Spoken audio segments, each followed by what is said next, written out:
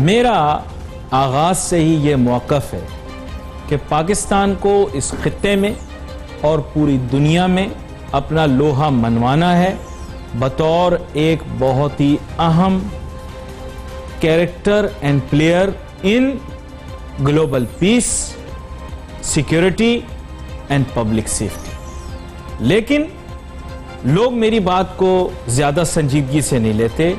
कहते हैं पाकिस्तान अपने मसाइल तो हल नहीं कर सकता, अब दुनिया भर के मसाइल क्या हल करे। मसला दुनिया भर का नहीं, दुनिया भर में होने वाले मामलात, हालात पाकिस्तान पे, पाकिस्तान की मईशत पर असरअंदाज होते हैं।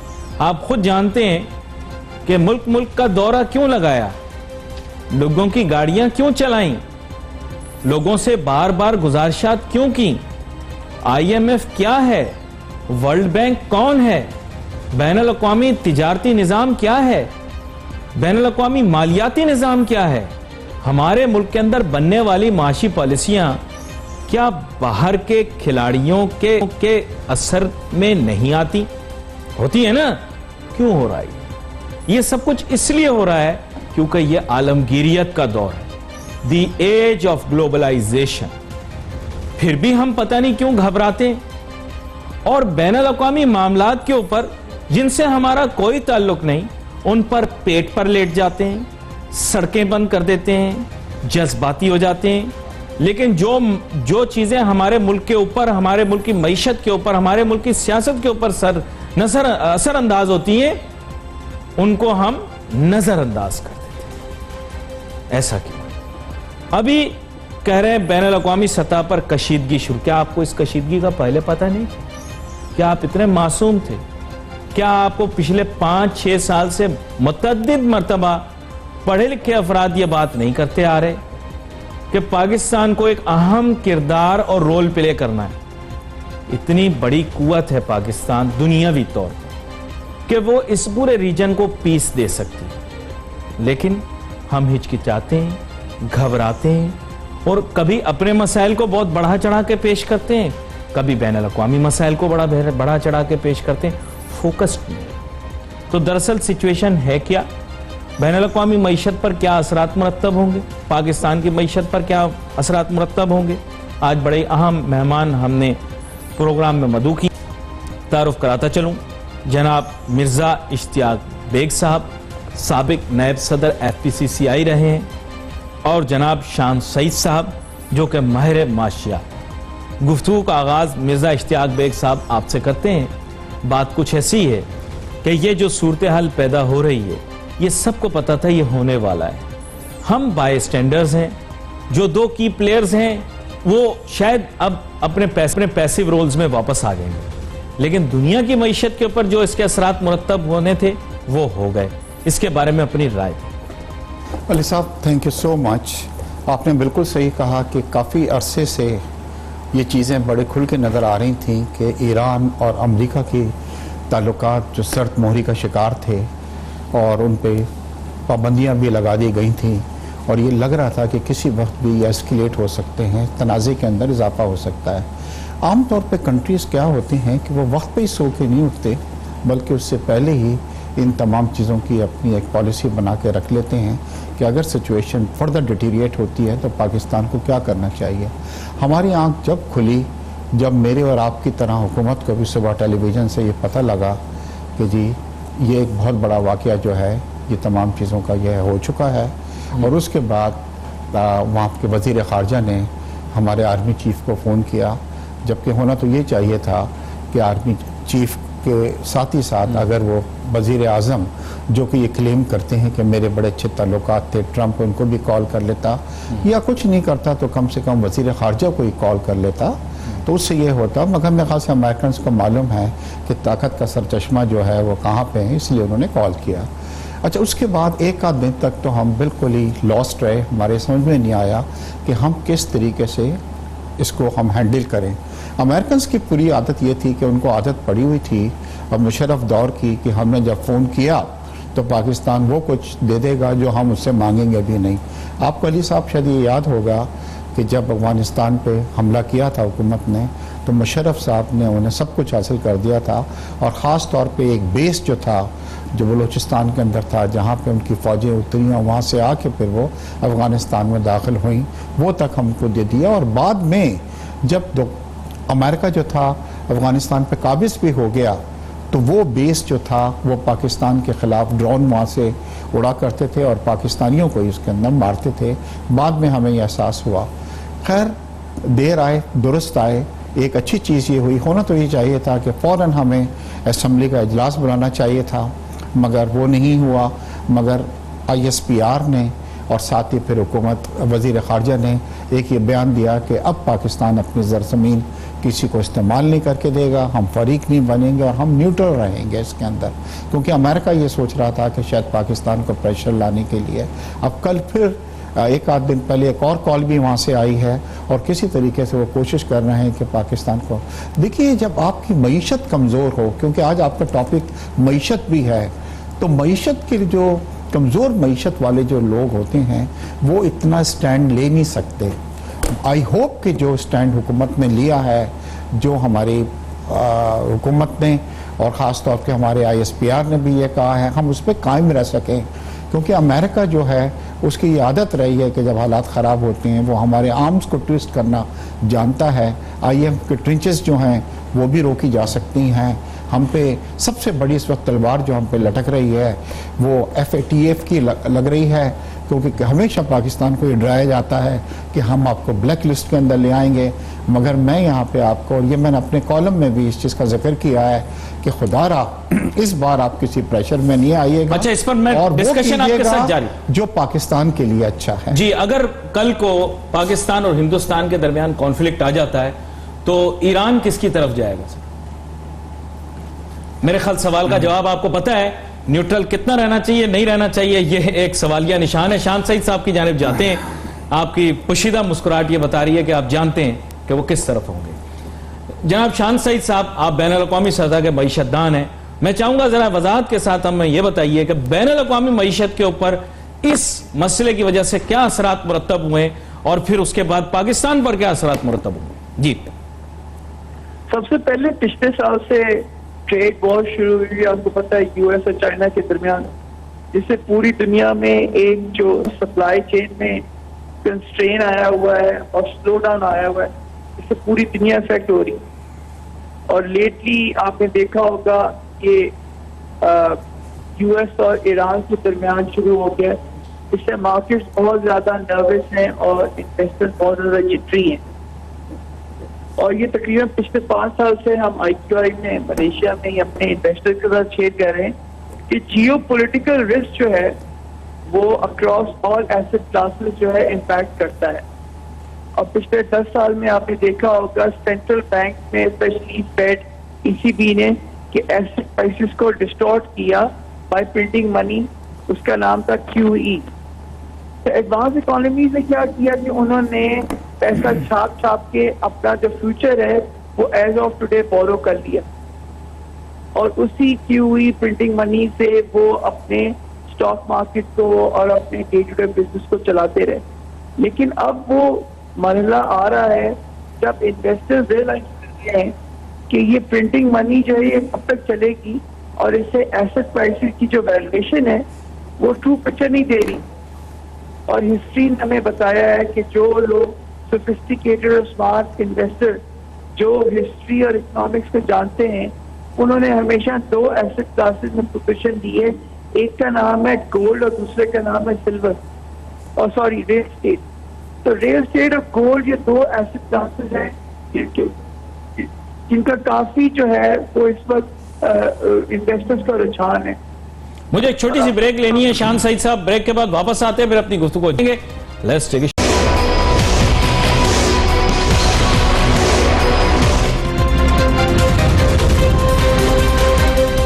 नाज़रीन, वेलकम बैक आफ्टर ब्रेक। गुफ्तगू हमारी जारी थी। ब्रेक पे जाने से पहले जनाब शान सईद साहब बैन अल-अक़वामी सूरत-ए-हाल के मुतालिक हमें बता रहे थे।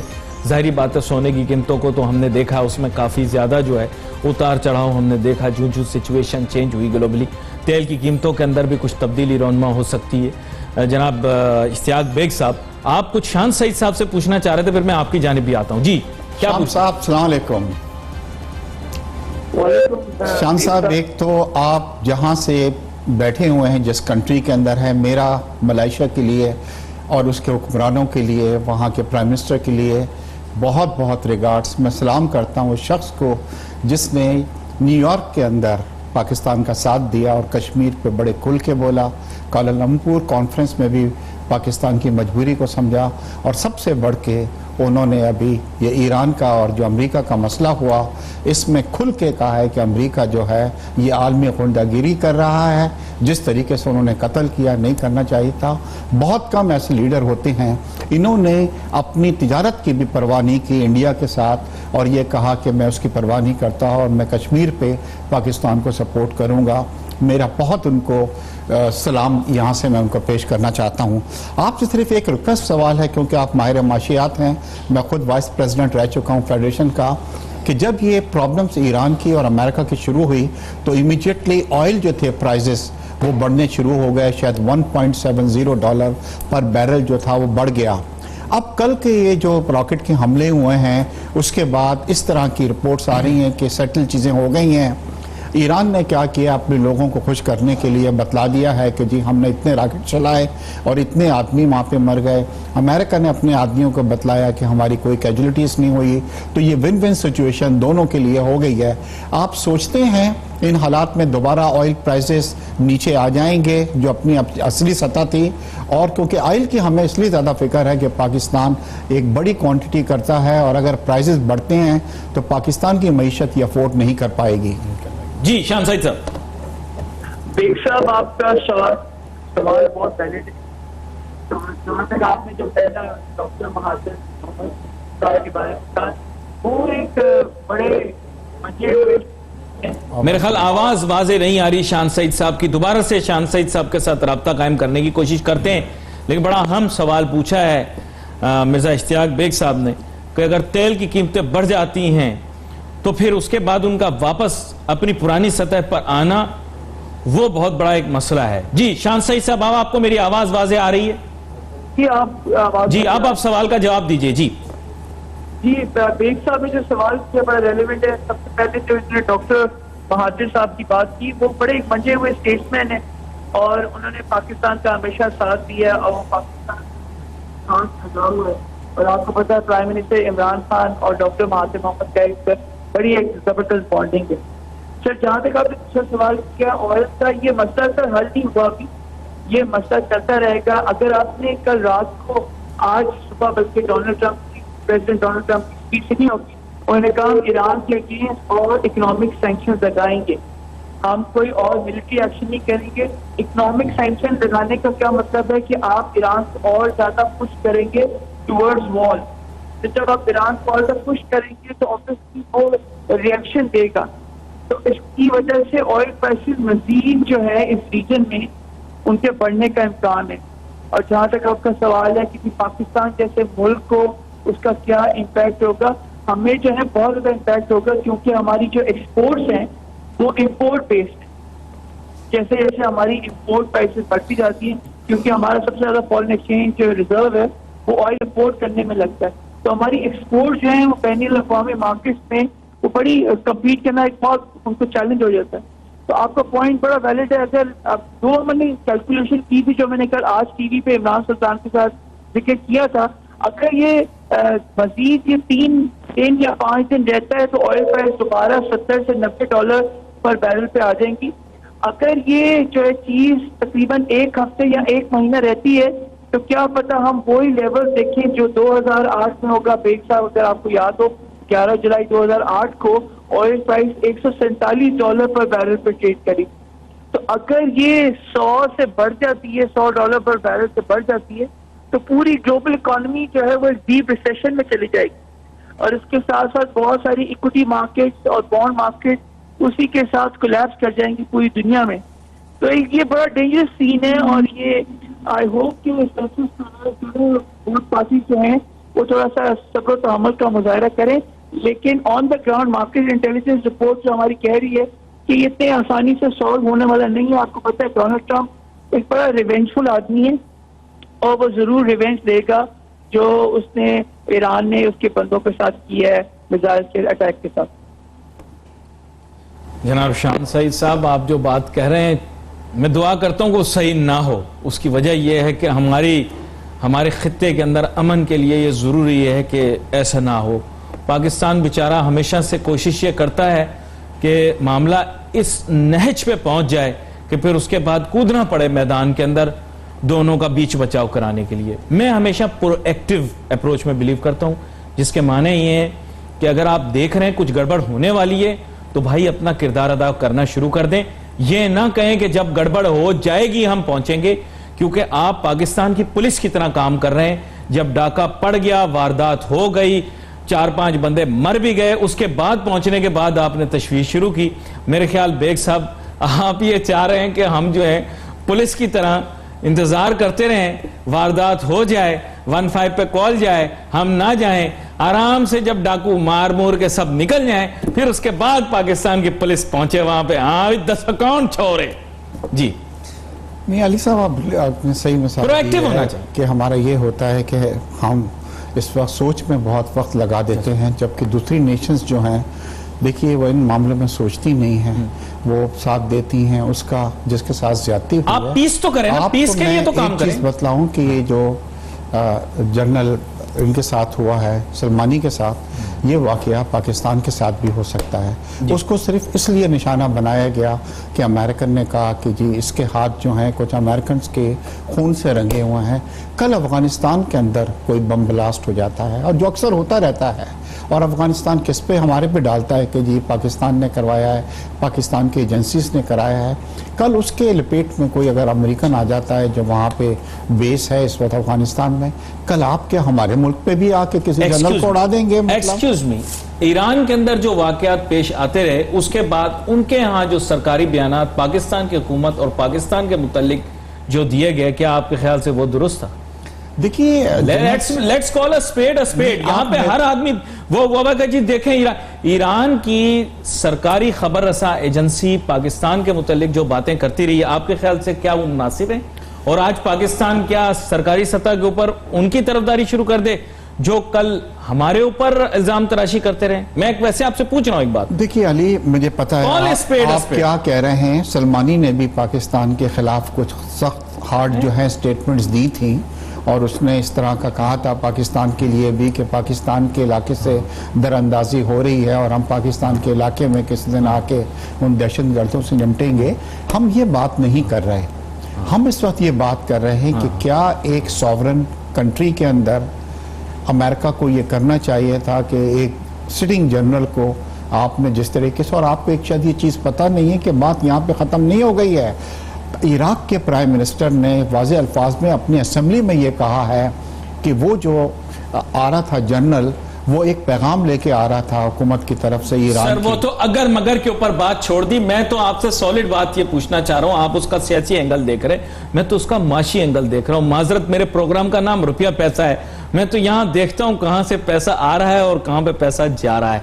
तो पैसा कहां से आ रहा है ये भी तो देखना पड़ेगा ना, बुरा ना मानना।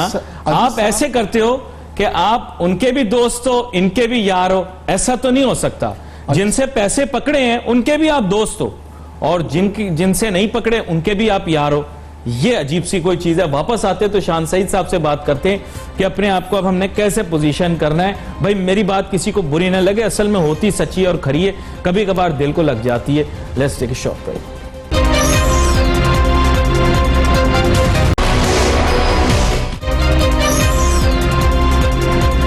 नाज़रीन, वेलकम बैक आफ्टर ब्रेक। भाई बड़ा हसास मौजू है, क्योंकि हमारे मुल्क के अंदर तो मसाइल ख़त्म ही नहीं होते ना। आप तो वाबस्तगियाँ हर शख्स की ढूंढना शुरू कर देते हैं। भाई वाबस्तगी कोई नहीं, मैं सीधी बात करता हूँ। जो हमारा दोस्त वो हमारा दोस्त, जिससे हमारी नहीं बनती उनसे हमारी नहीं बनती। फिर दूसरी बात ये कि भाईजान कुछ आला ज़र्फ़ी अपनी तबीयत में पैदा करो। पकड़ के पैसे लाते हो उन लोगों से, और फिर उनसे भी यारी रखते हो, दोस्ती रखते हो, और जिनसे पैसा नहीं मिलता उनसे भी यारी दोस्ती रखते हो। यार ये कैसी दुनिया का आपने उसूल बनाया हुआ? फिर मैं रुपया पैसा जला देता हूँ? नहीं, फिर ये जेब में पड़े नोट जला दो। भाई जिनसे नोटू पकड़े हो उनके भी कह रहे हो हम यार हैं, दोस्त हैं, उनकी गाड़ियां चला रहे हो, उनके जहाजों पे जा रहे हो, और जिनसे नहीं बन रही उनके साथ भी कह रहे हो हम यार हैं, दोस्त हैं। ये कौन सा जमाना आ गया भाई? शान सईद साहब, मैं आपसे इंटरनेशनल डिप्लोमेसी के मुतालिक तो नहीं पूछता, चलो रिटोरिक अपनी जगह है, आप खुद जानते हैं, हसासियत है मौजूआत की, आपने अभी इश्तियाक बेग साहब ने आपसे सवाल किया, आपको पता है कि मलेशिया की भी एक, मैं बहुत बड़ी आबादी तो नहीं कहता, लेकिन एक आबादी है जिसकी वाबस्तगी इंडिया के साथ है, जो तामिल वहां बसते हैं, अच्छे पुरअमन लोग हैं, अच्छे लोग हैं मेरे नजदीक, उनकी सोसाइटी में इंटीग्रेटेड है। लेकिन इसके बावजूद मलेशिया के लोग मलेशिया के मुफादात को देखते हैं, वो कभी इंडिया के मुफादात को तो नहीं देखते। और वहां पर चाइनीज भी बसते हैं, और चाइनीज हमेशा मलेशिया के मुफादात को देखते हैं, वो चाइना के मुफादात को तो नहीं देखते। हमारे मुल्क में क्या मसला है कि जिसकी जहां से वाबस्तगी है वो वहां के मुफादात को देखता है। ये क्या मसला है कि हम एक मुल्क एक कौम नहीं बन पा रहे, हम आज पाकिस्तानी बन के नहीं सोच रहे, हम दीगर शहरियतों को अपना रहे, ऐसी क्या वजह, मुझे बताएं शान सईद साहब। मेरे ख्याल में एक तो सबसे बड़ी चीज है कि हमारा जो कॉन्फिडेंस लेवल है वो बड़ा वीक है। आपका जब कॉन्फिडेंस लेवल वीक हो तो इसीलिए आप दूसरे मुल्कों के पासपोर्ट लेने में ज्यादा तरजीह देते हैं बजाय पाकिस्तानी पासपोर्ट के। लेकिन मैं पिछले तकरीबन 12 साल से बाहर हूँ, मैंने हमेशा अपना बड़े फख्र से कहता हूँ मेरे पास खाली पाकिस्तानी पासपोर्ट है, क्योंकि मुझे पाकिस्तान में अभी भी कॉन्फिडेंस है। आप तो फख्र से कहते हैं, लोग तो आपका मजाक उड़ाएंगे, बाहर रहता बाहर का पासपोर्ट ही नहीं दिया। नहीं, वो उनका अलग उनका पॉइंट ऑफ व्यू, मेरा पॉइंट ऑफ व्यू है क्योंकि मैंने पाकिस्तान में पैदा हुआ, पाकिस्तानी हूँ और पाकिस्तानी मैंने रह के जीना है जो कुछ भी है। तो मेरा ख्याल है लोगों में हमारे कॉन्फिडेंस का बड़ा फुकदान है। दूसरा कि अभी तक हमारे लोगों में कॉलोनियल माइंडसेट जो है ना वो नहीं निकला। अभी भी हम गोरे को देखते हैं तो उसका बड़ा खुशी से वो जो बात करे उसको मान लेते हैं, अगर कोई लोकल बात करे तो उसको एक्सेप्ट करना इतना आसान नहीं होता।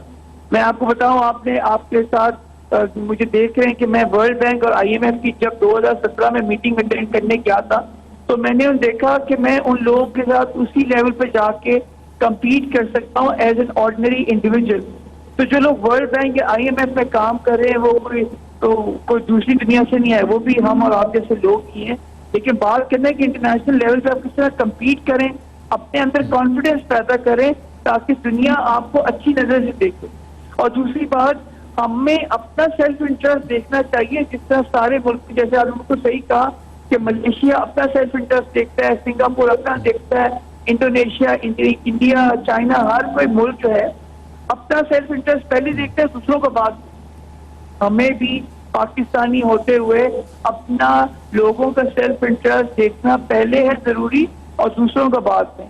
तो मेरा ख्याल है हमें ये आप जैसे लोगों को जो सोशल मीडिया में और प्रेस में इसमें एक्टिव हैं और आपकी बड़ी फॉलोइंग है, उनको ये एक्टिवली एंगेज करना चाहिए लोगों में, क्योंकि पाकिस्तान के अंदर कॉन्फिडेंस हो और अपने आप में कॉन्फिडेंस पैदा करें ताकि आपकी पूरी दुनिया में जो है ग्लोबली आपकी रिकग्निशन हो।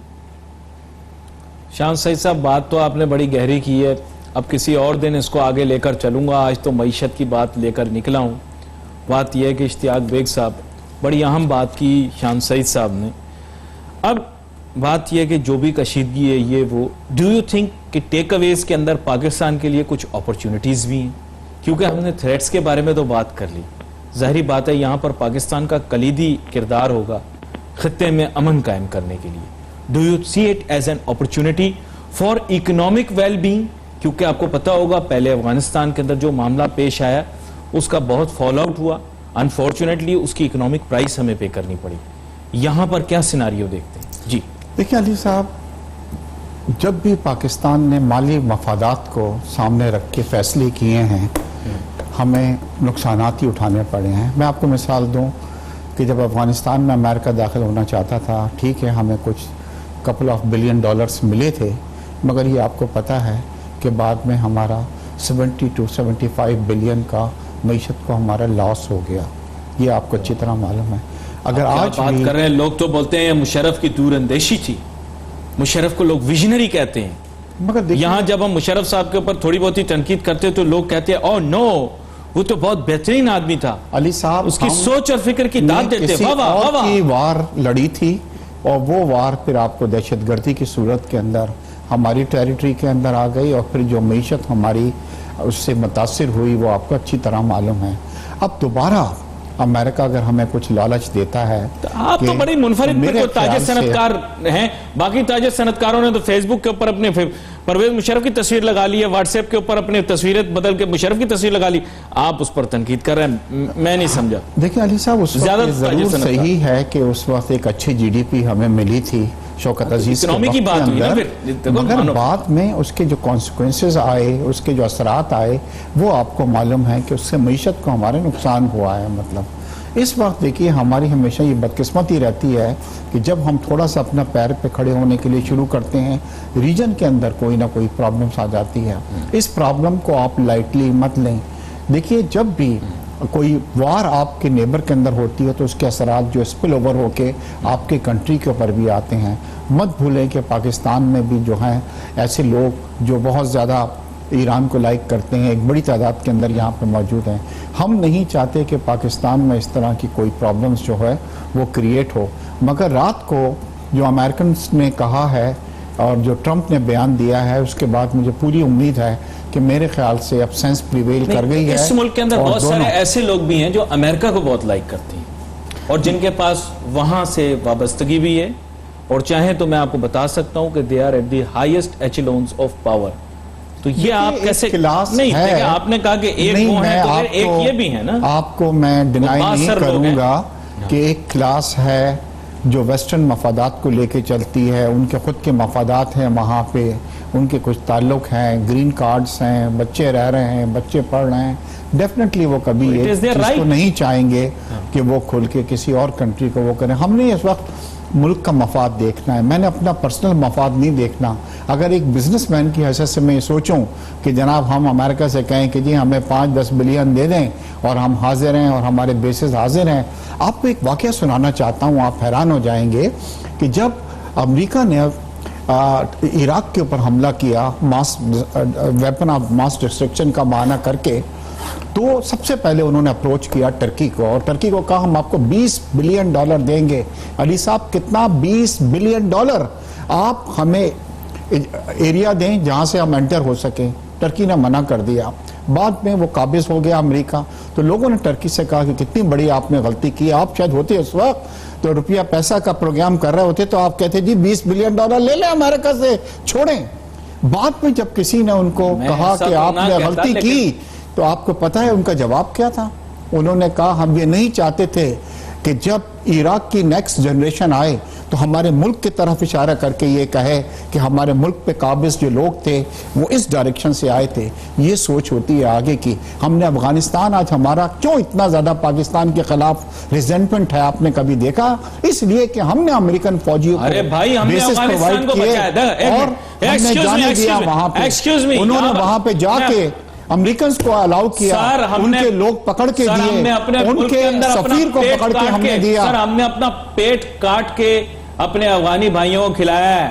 हमने अपना पेट काट के जी अपने वसाइल पे। हम इतने ज्यादा आबादी वाले मुल्क हैं, हमने इतनी बड़ी वर्ल्ड की सबसे बड़ी रेफ्यूजी पॉपुलेशन हमने अपने मुल्क के अंदर रखी है। सर ऐसे ना कहें, अफगानियों को हमारे शुक्रगुजार होना चाहिए, बल्कि उनको तो सैकड़ों साल तक, दहाइयों तक, सैकड़ों साल तक हमारे शुक्रगुजार रहना चाहिए कि उनके ऊपर मुश्किल वक्त आया तो हमने उनका साथ दिया और उनके ऊपर से ये जो जहराना पहले उनके ऊपर हुकूमत नाफिज हो गई थी, उससे आजादी हम लोगों ने दिलाई उनको। सर अब आगे गलतियां हो गई है, एक अलहदा बात है, लेकिन आप जो कह रहे हैं अभी उनकी नेक्स्ट जनरेशन हमसे क्यों, हमारा बुरा क्यों चाह रही है, आप मुझे बताएं। इस चीज से कोई फर्क नहीं पड़ता, सॉरी टू से, क्योंकि हमने तो उनके ऊपर बहुत एहसान किए थे, तो एहसान का नतीजा क्या मिला? आपने एहसान के लिए जो कहावत आजकल चल रही है, मैं आपको बताऊं ना, आपको पता है ना, वो सैकड़ों साल पुरानी कहावत है। देखिए अली साहब, आपसे एग्री करता हूं कि हमने एहसानात किए, एक बड़ी तादाद हमने रेफ्यूजीज की पाकिस्तान ने बुला के रखी, उनकी हमने हॉस्पिटैलिटी की, सब कुछ की, मगर कुछ गलतियां तो हुई हैं ना हमारे पर, हमने बर्दाश्त किया। मगर कुछ गलतियां तो हमसे हुई है ना अली साहब। आपने अपने हीरो की किताब नहीं पढ़ी, लाइन द फायर, जिसमें उसने लिखा है कि किस तरह हमने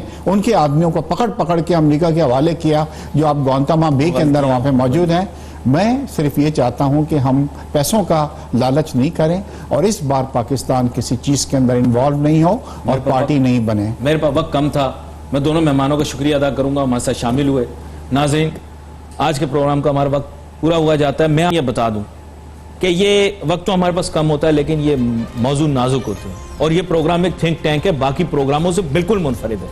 यहाँ पर जो गुफ्तगू होती है ये बहुत ही हाई लेवल और जिसे आप कह सकते हैं कि फलसफे की बुनियाद पर हो रही होती है। तो ये आम आवाम कभी कभार नहीं समझ पाती, जज्बाती हो जाती है। जैसे माजी के चंद प्रोग्राम में जज्बाती हो गए, फिर जब उन्होंने इमरान खान साहब का ट्विटर पे बयान देखा, हमारे इदारों का बयान देखा, तो वो समझ गए कि बुनियादी तौर पे हम इस मामले को संजीदगी से ले रहे हैं। तो इसी तरह आज की जो गुफ्तगू है ये भी थोड़ी हायर लेवल की है, जिसके सर के ऊपर से जरा सी गुजर गई, बुरा ना माने। बात यह है कि ये खुल के बातें मीडिया पे होंगी तो फिर अवाम को मौका मिलेगा कि वो इसके ऊपर अपनी राय बना सके। तो दोनों मेहमानों का शुक्रिया अदा करता हूँ।